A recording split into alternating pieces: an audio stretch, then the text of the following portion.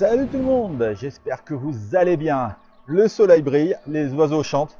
C'est une journée idéale pour tester un bon gros vélo électrique. Alors celui-ci, c'est pas forcément un vélo urbain, c'est plus un gros VTT fat bike. Mais tu peux aussi t'en servir en mobilité urbaine. Tu seras en toute sécurité avec ses gros pneus et son porte-bagages arrière. Donc c'est un fat bike avec un moteur de 250 watts homologué.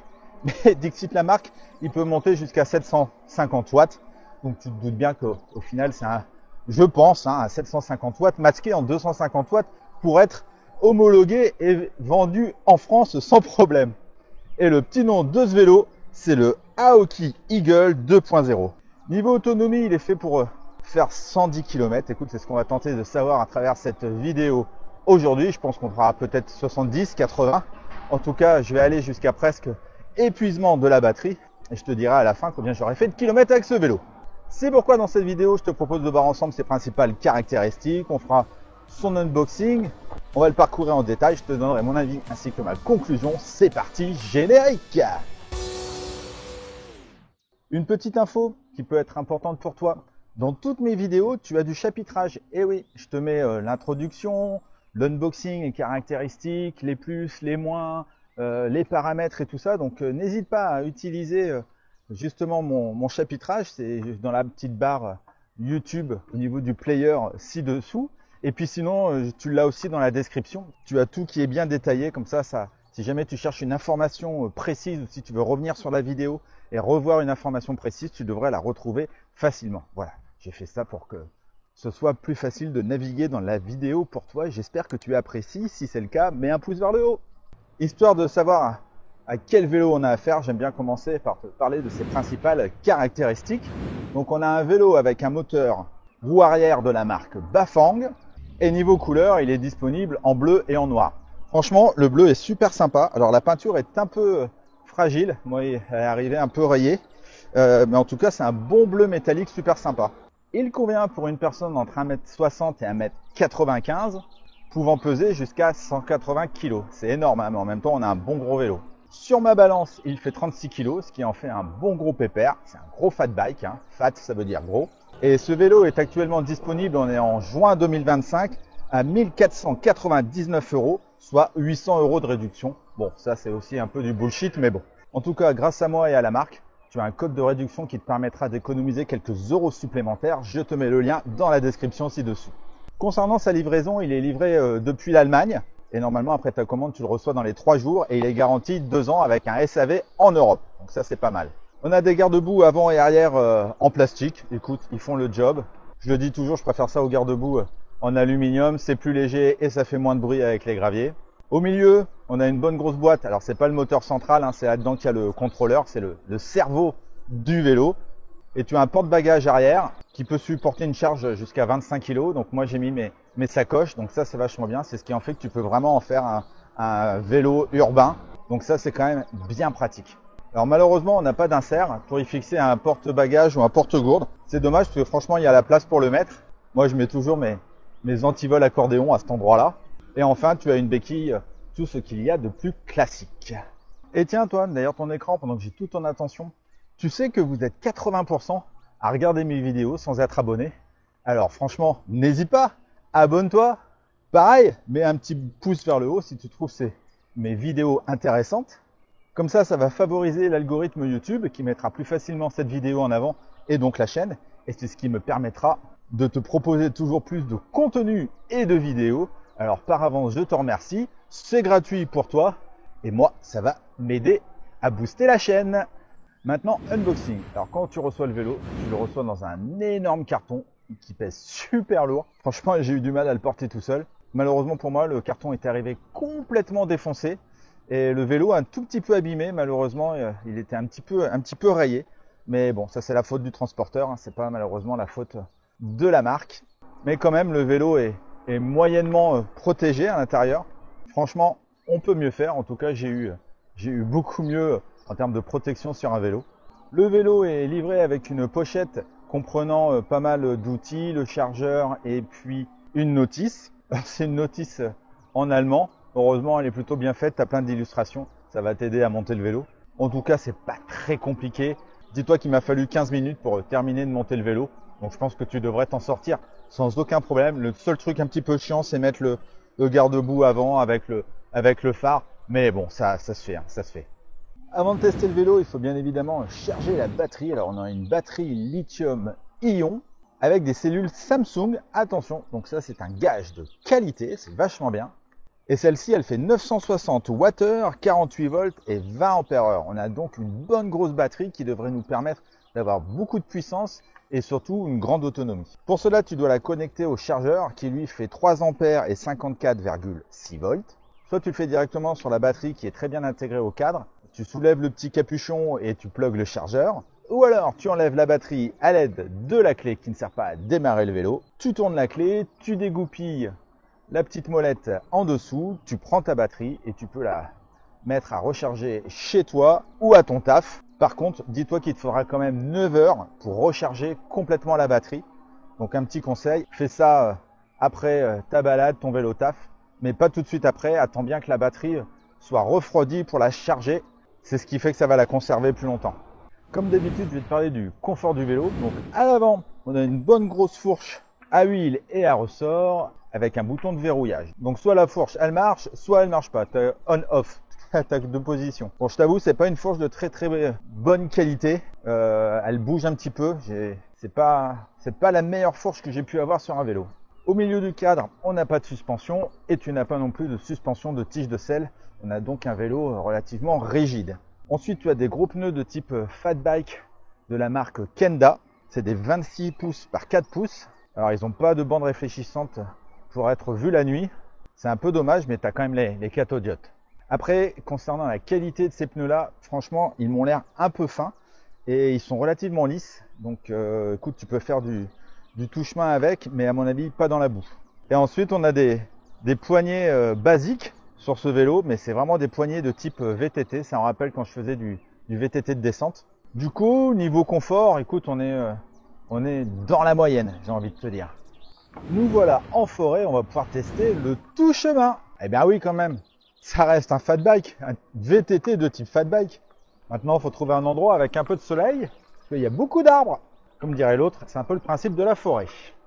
Bon, quel pied, tu passes vraiment partout. Oh là là, franchement, j'adore. Ah, tu sens vraiment pas les graviers. Oh. Eh, tu vois, je l'ai testé en milieu urbain, mais ce vélo, je crois qu'il est vraiment fait pour ça. Là, il y a plein de trous, d'ornières, des cailloux. Je passe dans tout comme dans du beurre. J'espère vraiment que je vais pas crever, que les pneus ils vont tenir le coup. Mais oh, génial. Je suis à 26 km/h sans aucun problème. Et finalement, les pneus, comme ils sont un peu mous, eh bien, figure-toi que ça amortit bien toutes les aspérités du chemin. Le pied, total. Je valide le tout-chemin. Niveau position de conduite, j'ai une position de type VTT. Je suis quand même relativement droit, mais je suis quand même en appui sur mes poignets. Donc c'est vraiment dommage de ne pas avoir des poignets ergonomiques à ce niveau-là. Mais ça va, hein, je ne suis pas non plus complètement penché. Mais je suis vraiment en mode VTT. Parlons du poste de pilotage. On a donc un grand cintre de type VTT qui fait 70 cm de large. Dessus, tu as les poignées dont on a parlé tout à l'heure qui elles aussi sont des vraies poignées de VTT, hein, de type freeride, donc relativement basique. On a les leviers de frein hydrauliques. Alors c'est des Xod, je ne connais pas. En tout cas, ils sont très bien. Tu peux freiner avec 2 ou 3 doigts et en plus il y a un coupe moteur, donc ça c'est bien aussi. Ensuite, on a le contrôleur avec lequel tu peux allumer ou éteindre le vélo. Tu peux changer tes 5 niveaux d'assistance avec les flèches haut et bas. En restant appuyé sur M, tu changes les informations sur ton display concernant ton kilométrage et ta durée de trip. En restant appuyé sur le bouton du bas, tu actives le mode Walk Assist. C'est ce qui permet à ton vélo de rouler tout seul jusqu'à 6 km/h. Et en restant appuyé sur le bouton du haut, tu actives le phare avant et le feu arrière. Le phare avant possède 4 LED, donc autant te dire qu'il éclaire super bien. Et le feu arrière, ce qui est vachement bien aussi, c'est que lui, il fait feu stop, donc en termes de sécurité, c'est toujours un plus. Ensuite, on a une vraie sonnette. Et c'est pas un klaxon de scooter pour une fois. Au milieu, on a notre display, c'est le GD06. Avec lui, tu vois la puissance de ta batterie, donc il y a 10 bars.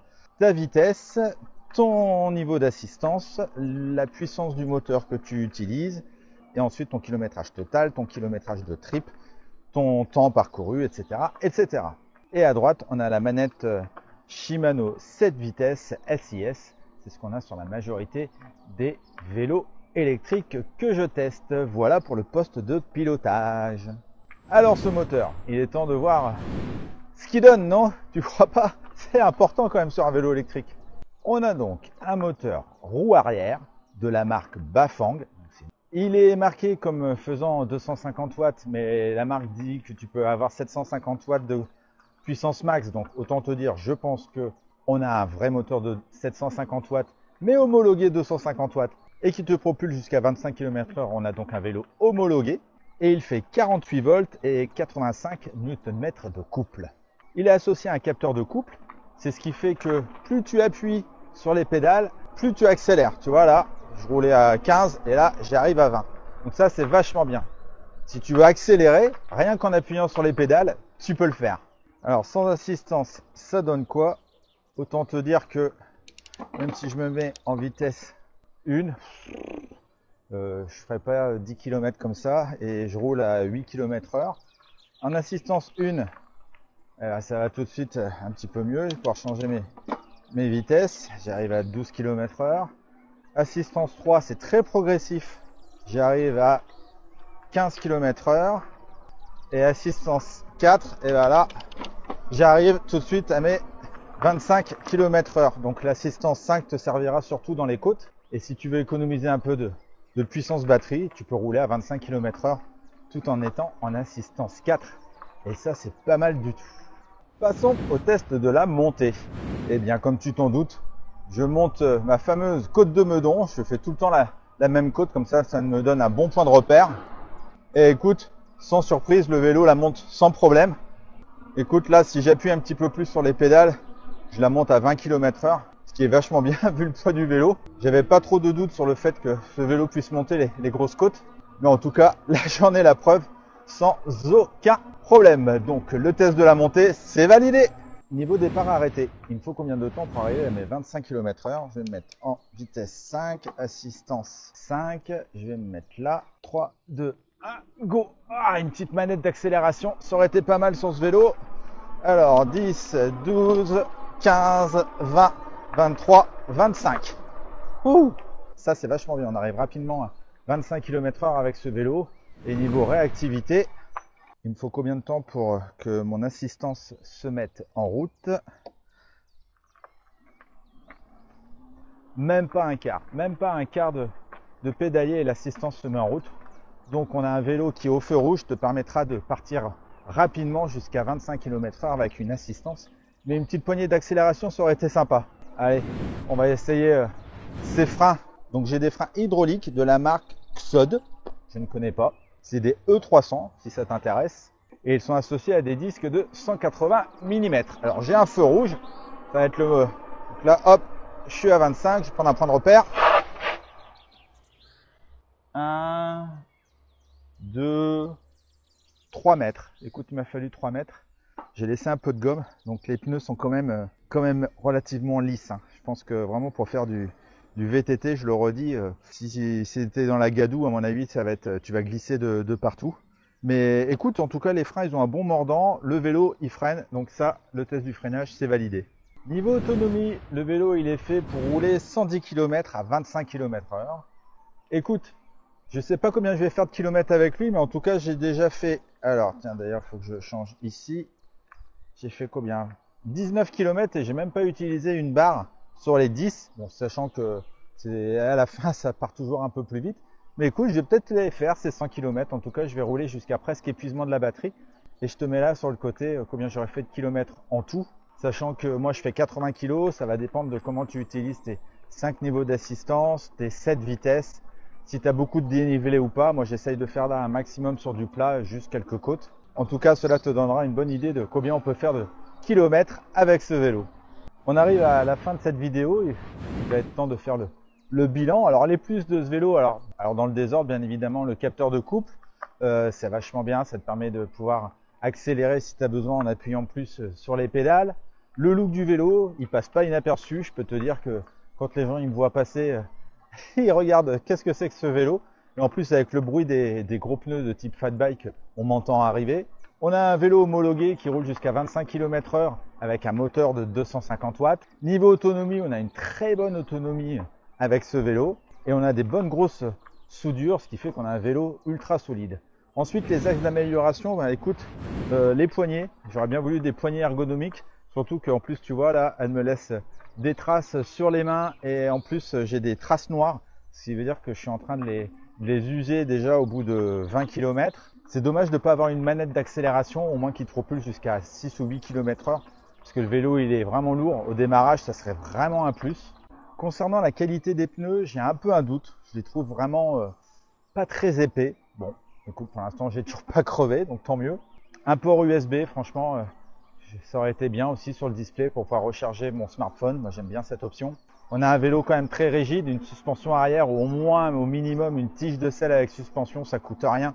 Ça serait vraiment mieux. On aurait un vélo un peu moins rigide. Et pour terminer, la qualité de la fourche que je trouve pas terrible. J'ai un peu de jeu dans la fourche, mais bon, voilà. Normalement, je t'ai tout dit. En conclusion, on a avec le Aoki Eagle 2.0 un véritable VTT électrique fat bike imposant que tu pourras aussi utiliser comme vélo urbain puisque tu peux mettre tes sacoches à l'arrière. Écoute, c'est une bonne surprise. Bon, il est en effet un petit peu rigide, mais il est vraiment agréable à rouler. J'ai pris beaucoup de plaisir, en tout cas, à faire tous ces kilomètres avec lui. Et il m'a emmené d'un point A à un point B sans aucun problème.